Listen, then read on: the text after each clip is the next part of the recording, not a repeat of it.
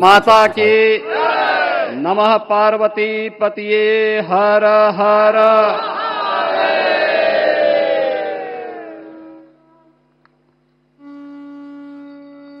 आज सफल तपु तीरथ त्यागो, आज सुफल जप जोग विरागो, सफल सकल शुभ साधन साजो, राम तुम्हें अवलोकत आजो। श्री अयोध्या धाम में मर्यादा पुरुषोत्तम भगवान श्री राम के भव्य मंदिर पर ध्वजारोहण एक यज्ञ की पूर्णाहुति नहीं बल्कि एक नए युग का शुभारंभ है।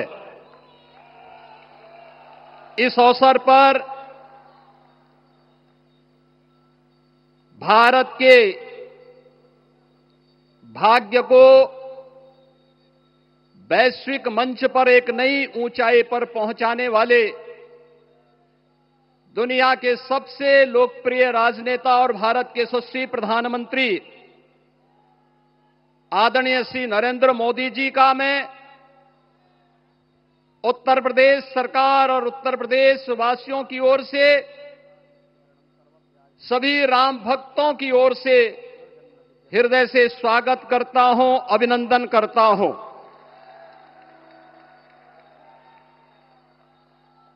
इस अवसर पर अपनी गरिमामयी उपस्थिति से इस संपूर्ण कार्यक्रम के गौरव को बढ़ाने वाले हमारे विचार परिवार के मुखिया आदरणीय सरसंघ चालक जी का भी मैं सभी राम भक्तों की ओर से हृदय से स्वागत और अभिनंदन करता हूं। प्रदेश की माननीय राज्यपाल आदरणीय श्रीमती आनंदीबेन पटेल जी, श्री राम जन्मभूमि तीर्थ क्षेत्र न्यास के अध्यक्ष पूज्य महंत नृत्य गोपाल दास जी महाराज, कोषाध्यक्ष श्री राम जन्मभूमि तीर्थ क्षेत्र न्यास पूज्य स्वामी गोविंद देव गिरी जी महाराज, अन्य सभी पूज्य संतों और आप सभी उपस्थित अतिथियों का इस आयोजन में हृदय से स्वागत करता हूं, अभिनंदन करता हूं। बहनों और भाइयों, प्रभु श्री राम का यह भव्य मंदिर 140 करोड़ भारतीयों की आस्था, सम्मान और आत्म गौरव का प्रतीक है। इस भव्य मंदिर के निर्माण में योगदान देने वाले उन सभी कर्मयोगियों का भी मैं हृदय से अभिनंदन करता हूं। आज का यह पावन दिन उन पूज्य संतों, योद्धाओं, श्री राम भक्तों की अखंड साधना, संघर्ष को समर्पित है, जिन्होंने इस पूरे आंदोलन और संघर्ष के लिए अपना जीवन समर्पित किया। विवाह पंचमी का यह दिव्य संयोग इस उत्सव को और भी पावन बना रहा है। ध्वजारोहण उस सत्य का उद्घोष है कि धर्म का प्रकाश अमर है और राम राज्य के मूल्य कालजयी हैं। आदरणीय प्रधानमंत्री जी, 2014 में जब आपने भारत का नेतृत्व संभाला था, उसी दिन कोटि कोटि भारतवासियों के मन में, उनके हृदय में यह संभावना, यह संकल्प और विश्वास का सूर्योदय हुआ। आज वही विश्वास, वही तपस्या, वही अनगिनत पीढ़ियों की प्रतीक्षा आपके कर कमलों के माध्यम से साकार रूप से पूरे भारतवासियों और सभी सनातन धर्मावलंबियों के समक्ष आज इस भव्य राम मंदिर के रूप में है। श्री राम मंदिर पर फहराता यह केसरिया ध्वज धर्म का प्रतीक है, मर्यादा का प्रतीक है, सत्य, न्याय और राष्ट्र धर्म का भी प्रतीक है। यह विकसित भारत की संकल्पना का प्रतीक भी है, क्योंकि संकल्प का कोई विकल्प नहीं। और पिछले 11 वर्ष में बदलते हुए भारत को हम सब ने अपनी आंखों से देखा है। एक नया भारत का दर्शन हम कर रहे हैं, जहां पे विरासत और विकास का एक बेहतर समन्वय इसे एक नई ऊंचाई की ओर प्रदान कर रहा है। तो नहीं दरिद्र को दुखी न दीना, नहीं कहो अबुद न लक्षण हीना।